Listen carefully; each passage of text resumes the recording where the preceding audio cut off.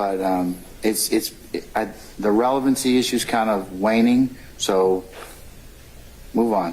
Okay. So apart from asking you and you answering, we don't have any way to know whether or not you've altered images in Photoshop. It's up to the person to decide, not mine. Okay. And what person do you mean?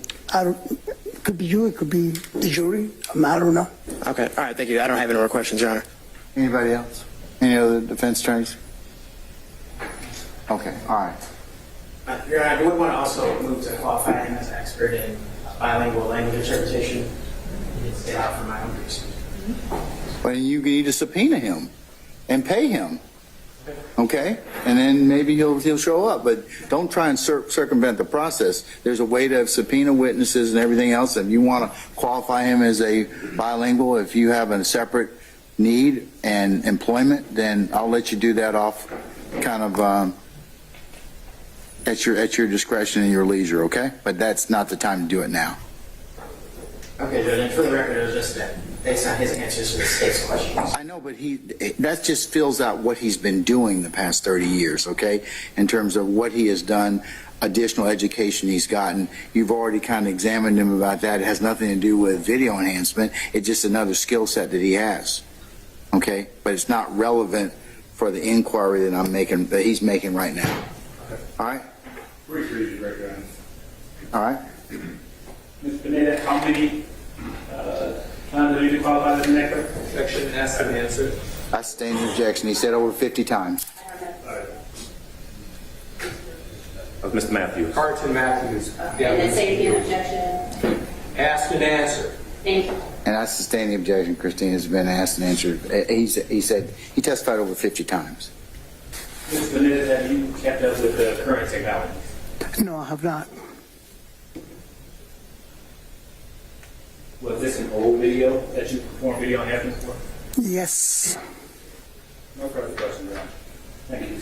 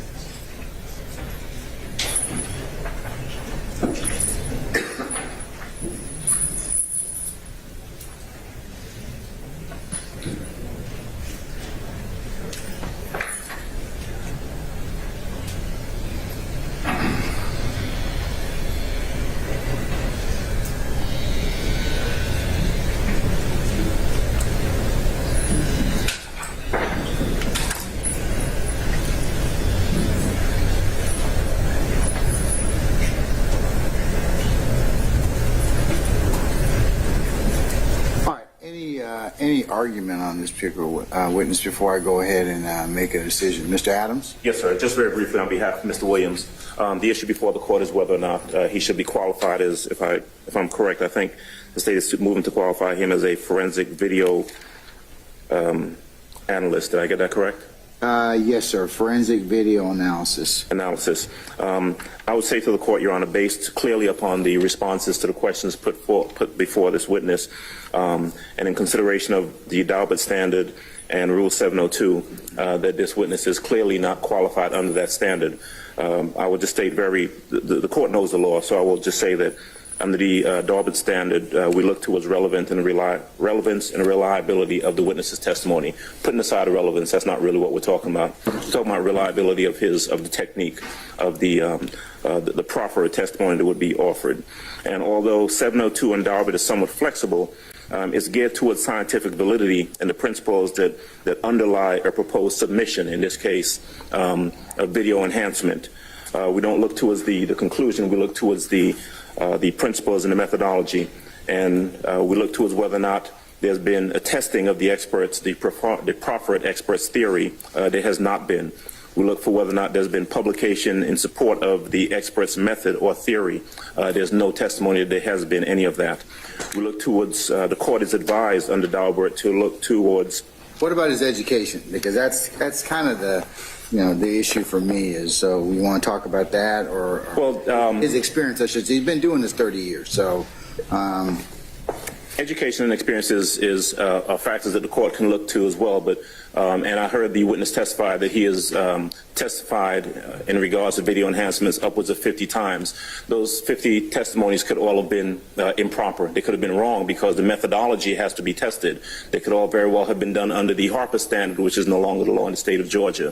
The question before the court is whether or not this witness meets the Daubert requirements, and I would say to the court that simply looking at the responses to the questions, both on direct and on cross, or on voir dire, that he does not. That he is unable to indicate whether or not his method or his methodology is generally accepted. There is no peer review. It's not just that he doesn't know if there's any peer review. There is no peer review of his methodology. There is no testimony as to the error rate of his methodology.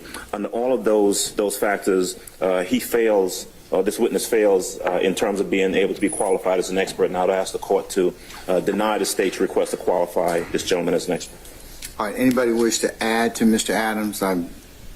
What he is, don't regurgitate, but just add if you've got anything to that. Yes, Your Honor. Yes, Mr. Johnson. On behalf of Mr. Eppinger, All right. Your Honor, the court pointed out the education and experience in this particular case. The witness testified that he had performed almost 500 of these video analysis over 30 years. That breaks down to less than 2 per month over the past 30 years. He also testified that he does not have any formal education or no continuing education with regards to these things over the past 30 years. Those are 2 things that he directly testified to. He has not shown that he has the requisite experience in this particular matter to be qualified as an expert, and as such, neither the education, Your Honor. So we believe that under Daubert, he should not be qualified as an expert. Thank you. All right, anybody?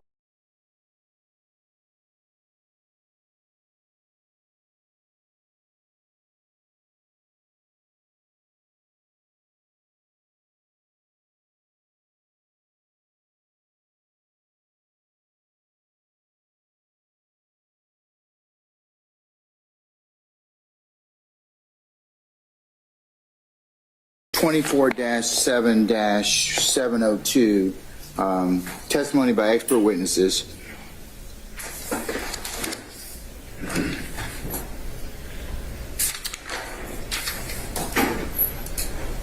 B, if scientific, technical, or other specialized knowledge will assist the trier of fact to understand the evidence or determine a fact and issue, a witness qualifies as an expert by knowledge, skill, experience, training, or education may testify thereto in the form of an opinion or otherwise. Before I forgot, state wish to be heard in terms of argument, in terms of the... Yes, Your Honor, if the court would mind. Sure, I don't mind. No.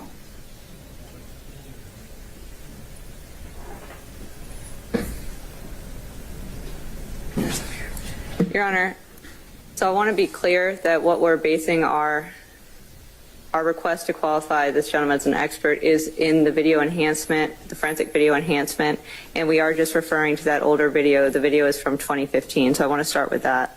Additionally, Your Honor, although Mr. Adams correctly stated to Daubert, obviously after Daubert we have Kumho Tire, And Kumo Tire explains how we can qualify these experts when when it's not that scientific process, when it's not that straightforward. Here's a GBI witness. Here's an avenue to qualify experts based on experience. And this is going to be something that the court's probably going to hear a lot about with our next witness as well. But basically, with experts like this, the 11th Circuit, and I'd like to point to the 11th Circuit because in Rule 702, obviously this being a new rule to criminal law in Georgia, the legislature has directed us to look to not only the 11th Circuit, but also to all federal courts. But I'll start with the 11th Circuit. United States versus Augustin, that's a 2011 case out of the 11th Circuit, and I can provide all the sites for the court if the court would like me to. In that case, the 11th Circuit said, we note that federal rule, and the court said, in light of the substantial experience that Agent Young had with respect to street gangs, we conclude that the district court was within its discretion in determining that the agent was qualified to give expert testimony. And this is something that happens a lot.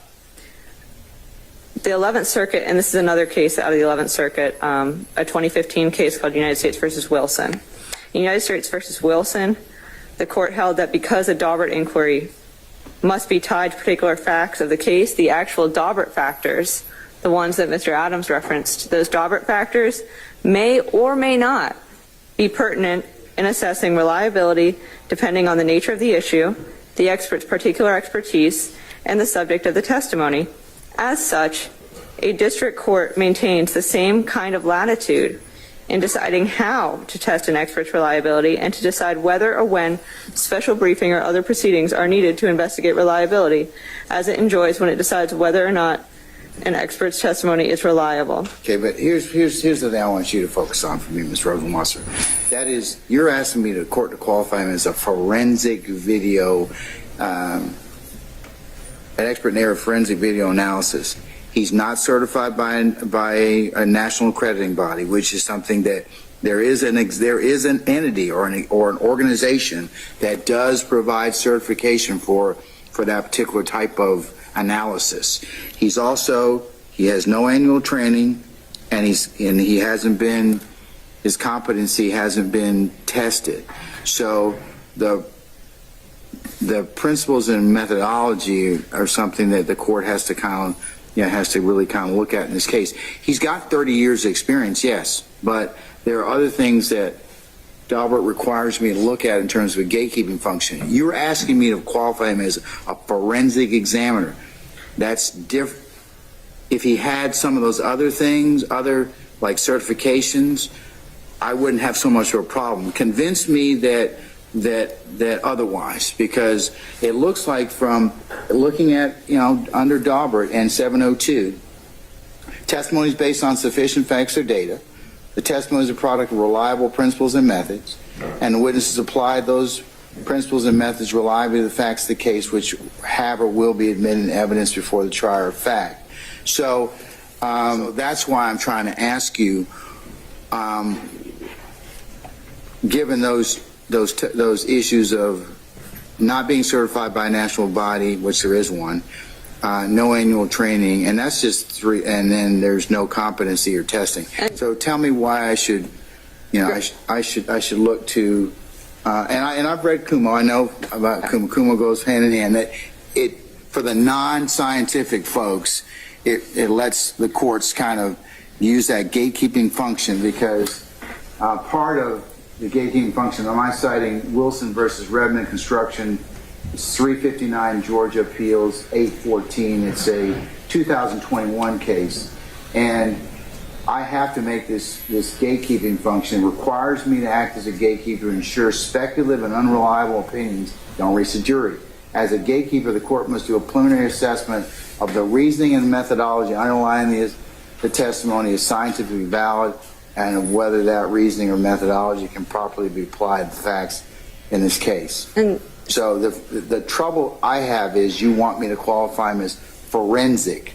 So forensic indicates to the court that there's some level of training, expertise, certification, peer review, or something to that. And my co-counsel's request. if we could qualify him only in the expert in the very limited field of video enhancement, I would do that. that's what we would like to have, Your I Honor. would do that. Thank you, Your Honor. All right, Mr. Adams, then I'm going to overrule your. I hear your. I'll hear your issue, but I believe he is qualified in that particular area, video enhancement. But forensic, I will not qualify him in that. Your Honor, for purposes of perfecting the record, and Yes. on behalf of Mr. Williams, we would take exception to the court's rule in that regard. Our argument essentially would be that the same arguments in regards to Daubert and 702 that we proffered previously would apply to whether he's being qualified as a forensic analyst or a video enhancer. And we believe that these statements and the evidence that's been put forth so far do not meet the requirements of Daubert or 702, even under this newly proffered expertise. Well, I'll of course professionally disagree with you. I think that from the court's listening to his testimony, Mr. Pineda's testimony, he's been doing this for 30 years. There is a methodology that he follows, the four-part division.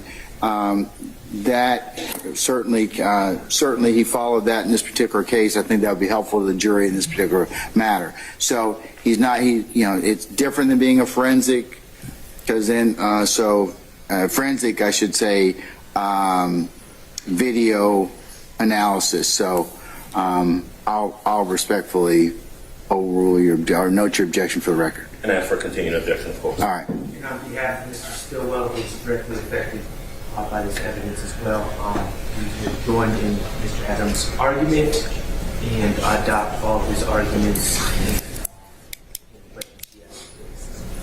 Okay, if you're not, Mr. Harvey did you all a favor yesterday, okay? Unless there's something else, then I'm going to assume that everybody's going to have the same objection or same basis, okay? So, and continuing objection. Yes, Ms. Sharp. Can I just add something? Sure. On behalf of Mr. Myrick? Yes. I understand the court's ruling, but it's still, his methodology has not been tested.